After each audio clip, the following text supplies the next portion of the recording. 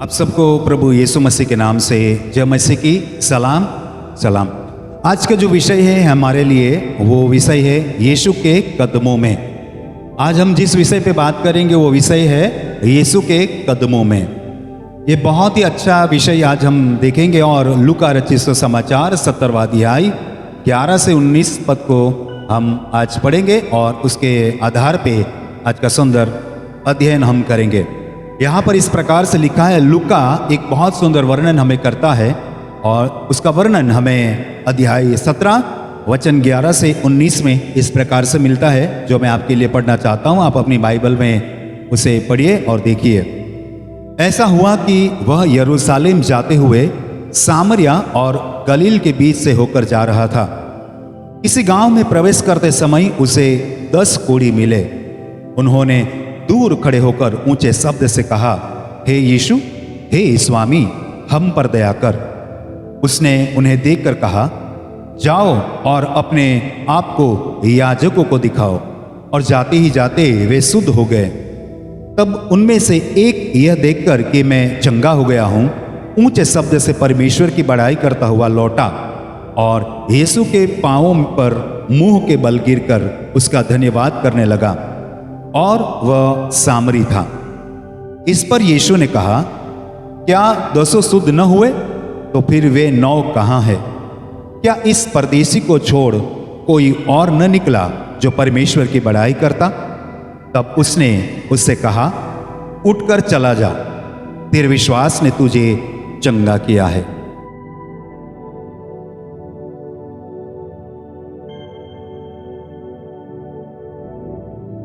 और याजक देखेगा उसको, और वो याजक धर्म का पंडित उसे देखकर जांचेगा, उसकी जांच पड़ताल करेगा और उसको सर्टिफाइड करेगा कि हाँ अभी तू ठीक है। तब जाके उसको कुछ अर्पण करना पड़ेगा। उसके बाद उसको सब नहलाना है, धुलाना, ये बहुत सारी लंबी विधि होती है। उसके बाद फिर से उसको थोड़ा चेक किया जाता है और सब कुछ ठीक होता है, तब वापस वो समाज में जा सकता है, नहीं तो नहीं।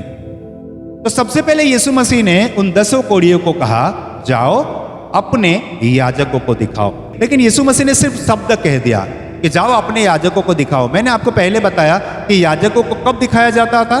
जब रोग ज्यादा बिगड़ता है तब नहीं, जब रोग कम होने लगता है, बीमारी कम होने लगती है या ठीक हो जाते हैं, तब बताना है। मतलब ये होता है कि यीशु मसीह ने उनको ठीक कर दिया है। यीशु मसीह उनको ठीक करना चाहते हैं। कैसे ठीक होते हम देखेंगे। यहूदियों का एक नियम था कि ऐसे कोढ़ियों को जांच पड़ताल के बाद संपूर्ण रीति से वो ये अच्छा हो गया तभी उसको गांव में वापस प्रवेश मिलता था। लेकिन उसका सर्टिफिकेट देने का अधिकार किसी डॉक्टर को, वेद को या किसी औषधि देने वाले को नहीं था, सिर्फ और सिर्फ धर्म के पंडित याजक को था। और यदि यीशु ऐसा नहीं करते, ऐसा नहीं बोलते, तो वो दोष किसको लगता? धर्म नियम को तोड़ने का यीशु मसीह। इसलिए यीशु मसीह इस धार्मिक भावना को ठेस पहुंचाना नहीं चाहते थे। वो जानते थे वो ठीक हो गए हैं, उसको नहीं दिखाए तभी ठीक है। लेकिन यीशु मसीह जानबूझ के धर्म के नियम को तोड़ना नहीं चाहते थे। यदि ऐसा करते तो उस धर्म के लोग आ जाते, यीशु को पकड़ते और कलवरी के क्रूस पे चढ़ने के बजाय उनको किसी और तरह से मारते। और समय के पहले वो यदि मर जाते तो मनुष्य जाति के लिए जो बलिदान के लिए प्रभु आए थे, वो योजना उनकी सही तरीके से काम नहीं करती। गलत दोष के उनको दोष लग जाता ना, उनको पाप लग जाता ना। और किसी व्यक्ति को पाप के कारण मारते तो वो तो पापी था, तो उसको मारा तो उसमें तो वो सजा जायज हो जाती। जिसने कोई पाप ही नहीं किया ऐसे व्यक्ति को मारे तो वो अलग बात हो जाती। यीशु मसीह ने कोई पाप ही नहीं किया, जानबूझ के ये धर्म के नियम को तोड़ा ही नहीं उसने, क्योंकि उससे पाप हो जाता है यदि वो ऐसा करते। क्योंकि मूसा के जमाने से वो विधि विधान चलता आता था, सदियों से वो विधि विधान चलता आता, उसे कोई तोड़ने का अधिकार किसी को नहीं था। और प्रभु यीशु मसीह मनुष्य के रूप में थे, यहूदी कुल में पैदा हुए थे, और उस नियम को तोड़ते तो उनको धर्म का द्रोह लगता, यानी धर्म द्रोह लगता उनको, और वो पापी में गिना जाते क्योंकि उन्होंने धर्म को तोड़ा। इसलिए जानबूझ के प्रभु यीशु मसीह ने कहा, जाओ अपने याजकों को दिखाओ। मतलब उस प्रथा को उन्होंने तोड़ा नहीं, लेकिन प्रभु जो करना चाहते थे वो उन्होंने कर दिया। लेकिन आगे देखते हैं, उसने उन्हें देखकर कहा, जाओ और अपने आप को याजकों को दिखाओ। ये सुन के वो 10 कोढ़ियों को बहुत अच्छा लगा, क्योंकि उनको पता है कि जो ठीक नहीं होता वो याजक के पास नहीं जा सकता। इसलिए उनको लगा कि हाँ अभी यीशु मसीह ने हमें भेजा तो हम चलो जाते हैं क्योंकि हम ठीक हो जाएंगे रास्ते में। इसलिए उन्होंने ये विश्वास के साथ कि हम जाएंगे तो रास्ते में ही ठीक हो जाएंगे, इस विश्वास से वो लोग चलने लगे आगे। लेकिन क्या होता है देखते हैं। उसने उन्हें देखकर कहा, जाओ और अपने आप को याजकों को दिखाओ। और जाते ही जाते वे शुद्ध हो गए। ताली बजा दीजिए आप लोग। कब ठीक हुए वो लोग? रास्ते में चलते चलते वो ठीक हो गए। ध्यान से सुनना, मैं क्या सिखा रहा हूं आपको। यीशु मसीह जा रहे हैं यरूशलेम को और ये लोग जा रहे हैं याजकों के पास। ध्यान से सुनना, याजकों के पास जा रहे हैं, लेकिन उन्होंने अपने शरीर को जांचा होगा खुद कि हम याजकों के पास जाए, ऐसी स्थिति तो है कि नहीं। वो 10 ने अपने शरीर को देखा। बड़े ध्यान से सुनिए, एक कोढ़ी व्यक्ति अपने शरीर की जांच पड़ताल कर रहा है कि मैं ठीक हो रहा हूं या नहीं। मेरे शरीर के अंग जो गल रहे हैं, सड़ गए हैं, खून और पस निकल रहा है, क्या वो ठीक तो हो रहे हैं क्या? हाँ, ठीक हो रहे हैं। बड़े आश्चर्य के साथ अपने शरीर को देख रहे हैं तो वो ठीक हो रहे हैं। ताली बजा दीजिए आप लोग। याजक देखे उसके पहले उन्होंने अपने शरीर को देखा। आप लोगों को अपने जीवन को देखना है। क्या हम आध्यात्मिक रीति से ठीक हैं? क्या हम सामाजिक रीति से ठीक हो रहे हैं? क्या हमारे जीवन में अच्छाई आ रही है? क्या हमारे शरीर में चंगाई आ रही है? क्या हमारे मनों में अच्छी भावना आ रही है? यह जांच पड़ताल करने का धर्म आपका है। यह जांच पड़ताल करने का काम आपका है। यह खुद की जांच परीक्षा करने का काम आपका है। अपने आप को देखो, कहीं हम आत्मिक बीमार तो नहीं है? कहीं हमारी सोच तो बिगड़ी हुई नहीं है? कहीं हमारी आत्मा तो बिगड़ी हुई नहीं है? कहीं हम रोगिष्ट तो नहीं है? हाँ, आप लोग शरीर से ठीक हो लेकिन कहीं मन से दुखी हो। वो रोगी लोगों ने अपने आप को जांचा। पहले वो याजकों के पास जाने से पहले उन्होंने अपने आप को देखा, अपने गाल पे हाथ रखा होगा, अपने शरीर को जांचा होगा, अपने पैरों को देखा होगा चलते चलते कि मेरी उंगलियां जो सड़ रही थी, जहां से खून निकल रहा था, जहां से पस निकल, वो क्या सूख रहा है क्या? वो ठीक हो रहा है क्या? अपने आप को देख देख के वो खुश हो रहे थे। हाँ, हम तो चंगे हो रहे। हाँ, हम तो चंगे हो रहे। ये खुशी आपके जीवन में नहीं है, वो 10 कोढ़ी के जीवन में थी। लेकिन आप अभी वहीं के वहीं हो। आपकी आध्यात्मिक स्थिति में कोई बदलाव नहीं आया। यदि आप अभी भी बीमार हो तो यीशु मसीह के पास आने की आवश्यकता है।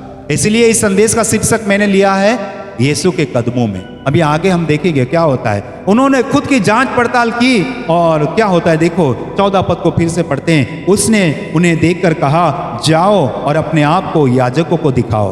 और जाते ही जाते वे शुद्ध हो गए। तब उनमें से एक यह देखकर कि मैं चंगा हो गया हूं। ताली बजा दीजिए। किसने किसको देखा? एक रोगी ने अपने आप को देखा। उसने उसको देखा, किसी दूसरे को नहीं देखा। ये फलाना कैसा हो गया भाई, ये फलाना 9 में से वो कैसा हो गया। दूसरे को क्यों देखे हम? तो मैं ये कहना चाहता हूं कि 10 लोगों ने बहुत अच्छा सिखाया। वो समाज से बहिष्कृत थे, लेकिन समाज वाले को सिखा रहे अपनी जांच पड़ताल करो, क्या आप ठीक है क्या? तो देखते यहां पर उसने उन्हें देखकर कहा, जाओ और अपने आपको याजकों को दिखाओ।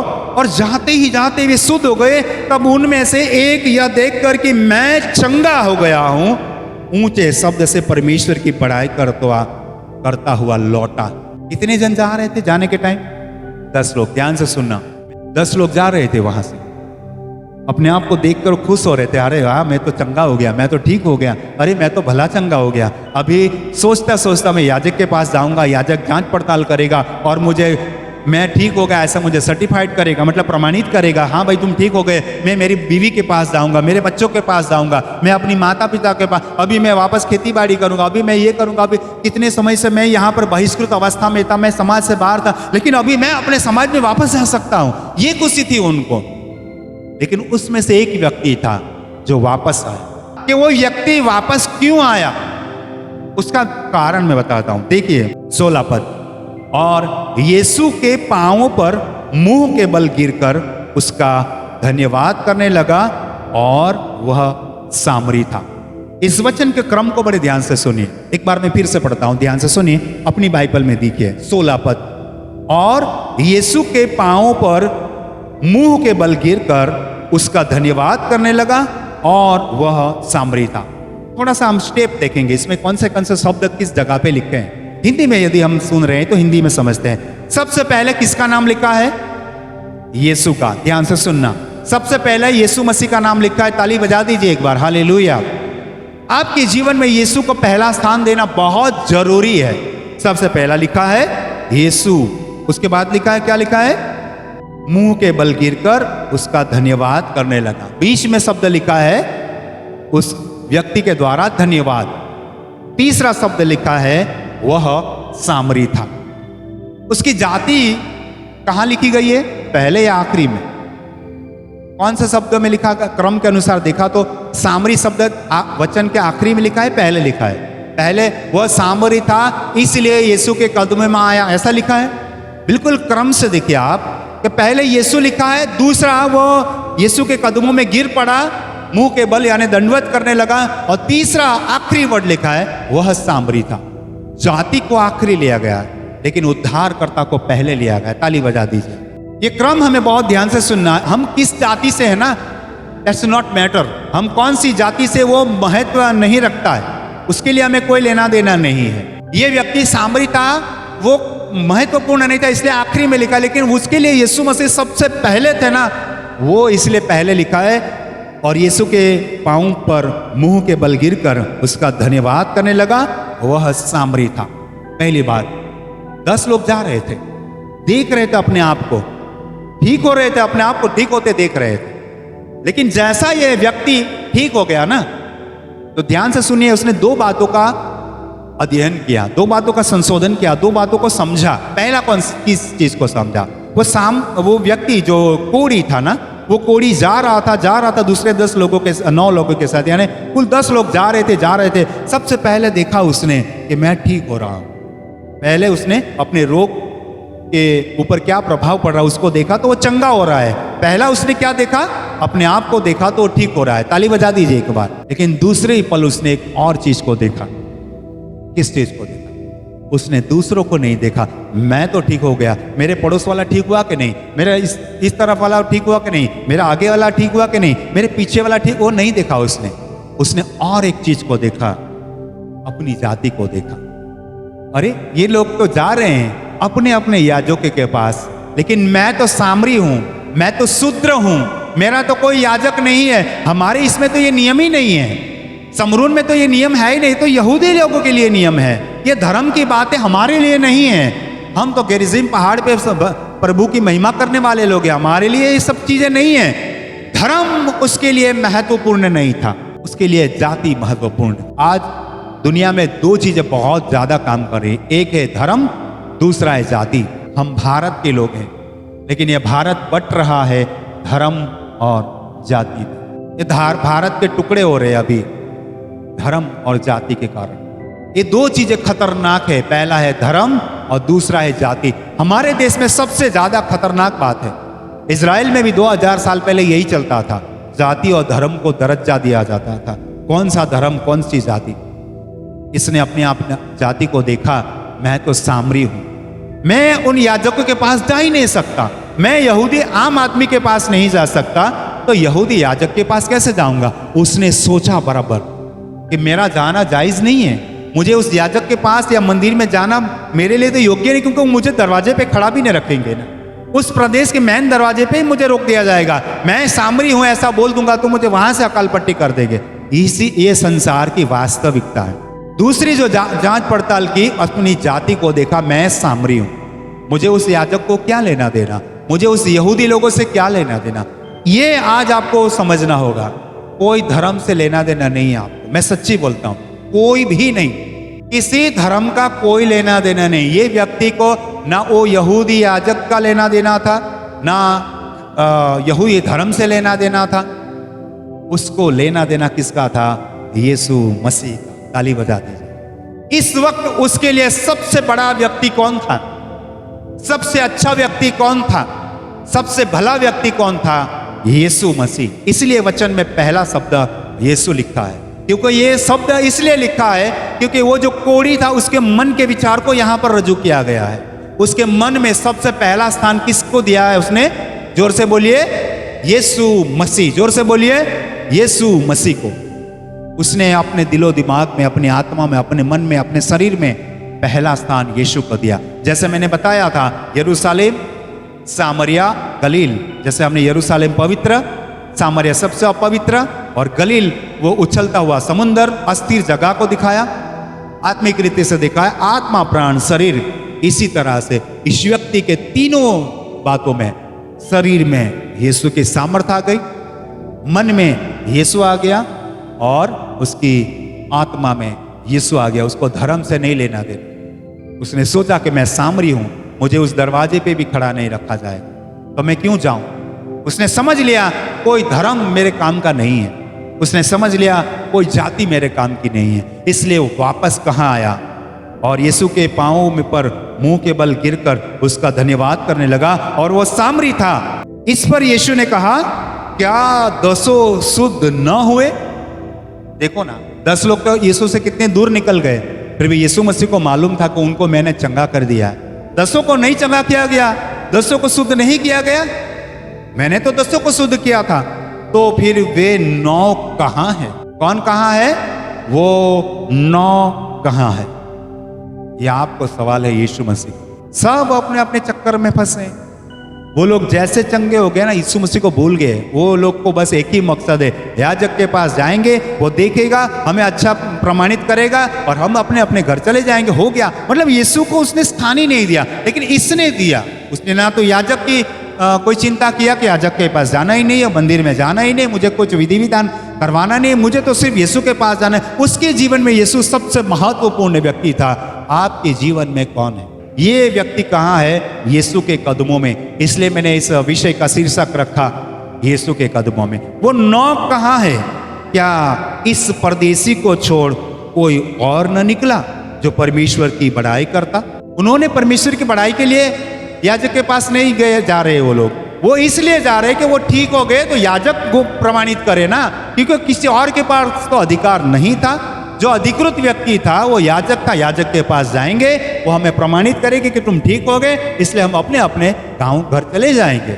उनके लिए तो धर्म भी महत्वपूर्ण नहीं था, उनके लिए तो यीशु भी महत्वपूर्ण नहीं था। उनके लिए वो ठीक हो गए ना बस। लेकिन ये कोरी सिखाता है आपको कि जैसे वो ठीक हो गया, वो उनके पीछे नहीं पड़ा। जब रहते थे साथ में रहते थे, लेकिन जब ठीक होने के बाद उसने सही रास्ता अपनाया, यीशु के कदमों में आ गया। ताली बजा दीजिए, हालेलुया। प्रभु ने कहा कि इस परदेसी को छोड़ कोई और न निकला जो परमेश्वर की बड़ाई करता। मेरी नहीं, परमेश्वर की बड़ाई। और रास्ते से चिल्लाता चिल्लाता परमेश्वर की आराधना करते हुए आया, यीशु के कदमों में गिर गया। आपको यीशु के कदमों में आना पड़ेगा, यीशु के पास आना पड़ेगा। अभी नहीं आए तो कभी नहीं आओगे, उसी उलझन में फंस जाओगे, उसी चक्कर में फंस जाओगे। आखिरी वचन को देखते हैं। तब उसने उससे कहा, उठकर चला जा, तेरे विश्वास ने तुझे चंगा किया है। वो लोग ने 10 लोगों ने विश्वास नहीं किया था, वो तो चंगे हो गए सभी लोग। 10 से 10, 10 व्यक्ति चंगे हो गए थे ना, तो उन्होंने विश्वास नहीं किया क्या? किया। उन्होंने कौन सा विश्वास किया कि यीशु ने बोला तो हम चंगे हो जाएंगे? ये विश्वास उन्होंने किया और वे चंगे हो भी गए, लेकिन उनका विश्वास अधूरा था। उसके बाद का विश्वास क्या था? हम याजक के पास जाएंगे, वो घोषित करेगा। चंगा कौन किया? यीशु। ठीक किसने किया? यीशु ने। लेकिन घोषित कौन करेगा? प्रमाणित कौन करेगा? याजक करेगा, उनका धर्म गुरु करेगा। यानी उनका विश्वास अधूरा था। आप लोग भी अपने अपने धर्म से अपने आप को निभाते हैं। ये आपने बना लिया नियम, उन्होंने नियम बना लिया। यीशु ने चंगा किया, लेकिन याजक प्रमाण देगा हमें, याजक सर्टिफाइड करेगा, यानी धर्म को आगे कर दिया उसने। उन 9 लोगों ने यीशु का आगे नहीं किया, चंगाई देने वालों को आगे नहीं किया। उन्होंने अपने सर्टिफिकेट के लिए, अपने वो प्रमाण के लिए धर्म को आगे किया। हमारा याजक है, वो करेगा हमें प्रमाणित। यीशु ने चंगा कर दिया तो कर दिया, लेकिन हमारा तो ये धर्म है, हम तो यहूदी है। इसी चक्कर में आप लोगों ने यीशु को छोड़ दिया। यीशु का स्थान ही नहीं है अपने जीवन में। आपको स्थान है धर्म का। हम तो क्रिस्ती लोग हैं भाई, हम तो चर्च वाले लोग हैं भाई, हम तो ये वाले लोग हैं, हम तो ये समाज वाले, हम तो ये संस्था वाले हैं। इसी चक्कर में फंसे हुए हैं। मैं तो सामरी व्यक्ति हूं, मेरे लिए यीशु महत्वपूर्ण है, इसलिए यीशु के कदमों में आया। यीशु मसीह ने उसको उठाया, उठकर चला जा भाई, तेरे विश्वास ने तुझे चंगा किया है। तेरा विश्वास संपूर्ण है क्योंकि तू ही मेरे पास आया। वो 9 लोग नहीं आए, वो अपने अपने धर्म में चले गए, अपने अपने गांव चले गए, अपने अपने समाज में वापस चले गए। ये व्यक्ति ने नहीं, यीशु को पहला स्थान दिया, यीशु के पास आया, यीशु ने उसको उठाया और कहा अभी चला जा, मैं तुझे प्रमाणित करता हूं। ये एक आखिरी उदाहरण देकर मैं आज का संदेश खत्म करता हूं। कई लोग एक व्यभिचारिणी औरत को लेके आए यीशु के पास और कहा है कि हे गुरुजी, नियम शास्त्र में ऐसा लिखा है कि किसी व्यभिचारी स्त्री को पकड़ी जाए तो गांव के बाहर ले जाकर उसे पत्थर फेंक कर मार दिया जाता है। तेरा क्या कहना है इसमें? यीशु मसीह ने कहा जिसने पाप न किया हो वो पहला पत्थर मारे। लेकिन उसके पहले उसने जमीन पर कुछ लिखा और उस औरत से कहा जा, मैं भी तुझे पापी नहीं गिनता। किसने प्रमाण किया? यीशु मसीह ने। ताली बजा दीजिए।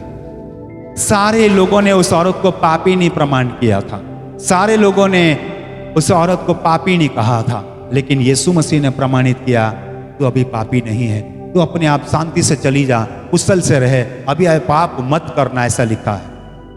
यहां पर यही बात हो रही है। उस व्यक्ति को यीशु ने प्रमाण किया, भाई उठ जा, चला जा, अभी कोई टेंशन मत ले, तू ठीक हो गया, जा अपने गांव अपने परिवार के साथ चला जा। प्रभु यीशु मसीह आपको यही चाहते। वो यरूशलेम को जाने से पहले 10 लोगों को चंगा किया, उसमें से एक व्यक्ति को प्रमाणित भी किया। उस एक व्यक्ति में आप हो। स्वर्ग में जाने से पहले यीशु मसीह ने आपको निष्पाप घोषित किया है, उसके पवित्र लहू से आपको प्रमाणित किया है कि अभी तुम निष्पाप हो, इसलिए पाप में वापस मत जाओ। वो व्यक्ति जब चंगा हो गया ना, तो वापस उस जगह पे नहीं गया जहां कोढ़ वाले लोग रहते थे, जहां उस इलाके में जो रहता था उस जगह पे वो नहीं गया, लेकिन वो अपने घर चला गया। अब हमारा आपका सबका एक ही घर है, वो है स्वर्ग राज्य। इस दुनिया में हम 70-80 साल के लिए रहेंगे, इससे भी कम साल रहेंगे। ये हमारा तंबू है, कुछ समय के लिए हम रह रहे हैं। हमारा सबका घर है स्वर्ग राज्य, वहां जाना है। तो मन से शुद्ध हो जाए, शरीर से शुद्ध हो जाए, आत्मा से शुद्ध हो जाए। यह आज का संदेश है, और आज का संदेश का विषय का जो शीर्षक है वो है यीशु के कदमों में। ताली बजा दीजिए। प्रभु यीशु मसीह आप सबको बहुत बहुत आशीष करे। धन्यवाद। God bless you.